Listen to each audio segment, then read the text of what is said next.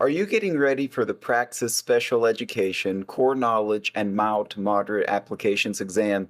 That's exam code 5543. My name is Hunter Tharp, and I'm a teacher and test prep expert for Study.com.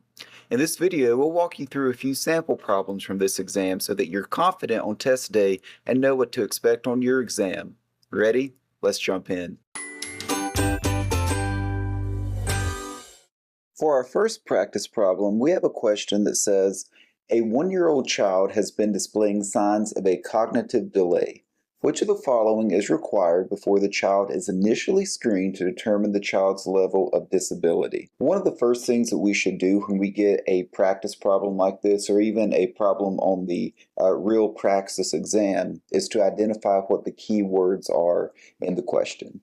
The first thing that pops out to me is that we have a child who has signs of a cognitive delay, and the question is asking what is required, so what has to happen before the child can initially be screened to determine their level of disability. The correct answer to this problem is going to be the parents or caretakers will be assigned a service coordinator. That is always the first step whenever the situation arises and screening can take place.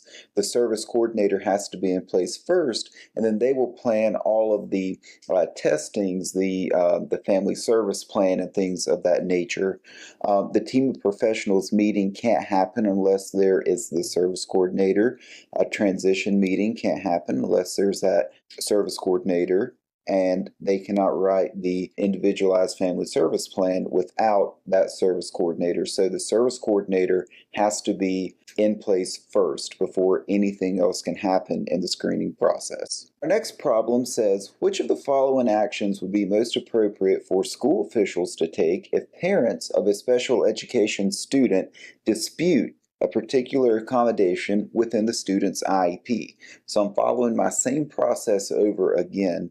And so we have, of identifying the keywords, so we have the parents of a special education student, and the keyword here is that they are disputing a particular accommodation within the IEP. And basically the question is asking what would be the next step for the school officials when they become aware of the dispute. The correct answer is going to obviously be working with the parents to resolve the dispute in a timely manner and in relation to the district's conflict resolution procedures. So there is a process in place for parents to dispute any aspect of a child's IEP.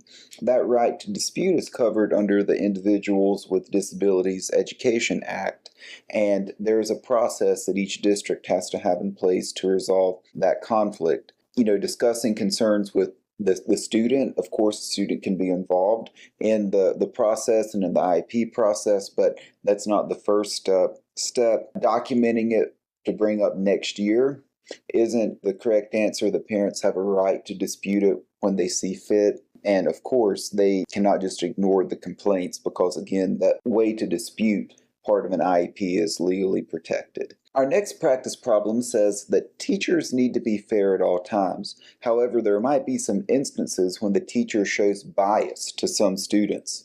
Bias towards ability is shown when a teacher blank. So this problem is essentially asking us to complete the sentence here. I want to make sure that we go back though and identify the key words to ensure that we understand what we're being asked in the question. The key word here that's sticking out is bias to some students, and specifically it's bias towards ability. And when is that shown? The correct answer here is going to be the first one. It's when a teacher favors a student that is easier to teach. And so when we're talking about an ability bias, teachers in general, consciously or subconsciously, believe that students with disabilities are worse than other students or harder to teach than other students. Giving more attention to the parents or the student if the parents are friends with the teacher is an example of bias, but it isn't ability bias. Bias towards religious beliefs, again, isn't a ability bias. And then bias towards students of color when there's a commotion is of course bias, but it isn't a bias towards ability. Favoring a student that's easier to teach though is a bias toward ability. We have a question that says, a student has proficiently performed in various regular education classrooms after spending previous years within a special education classroom for such subject areas. The student's teachers opt to keep him in the regular education classrooms. This type of placement is most consistent with blank. One of the first things I want to do, as we've done in previous questions, is to identify the keywords and details within the question. One of the things we need to note is that this student has proficiently performed in regular education classrooms. Now, they've been in special education rooms before, but they've been performing well within the regular education environment. The other thing that we need to note is that the student's teachers are opting to keep him in the regular education classrooms. And what type of placement will that student have now? The best answer for this will be the first one, mainstreaming. Mainstreaming is when a student is put within the general cohort or the general population of students because they've shown that they can be successful in that environment. They are no longer receiving the intensive or more intensive support that they would receive if they were in the special education environment. The other answer choices, partial inclusion, most restrictive placement, and scaffolded enrollment, all have varying levels of restrictions and then varying levels of support that's not there when the student is in the general regular education classroom, which is why mainstreaming is the correct answer for this problem. I hope this was helpful. If you are looking for more ways to study, check out our other videos, and then also make your way over to study.com to check out our Praxis test prep courses.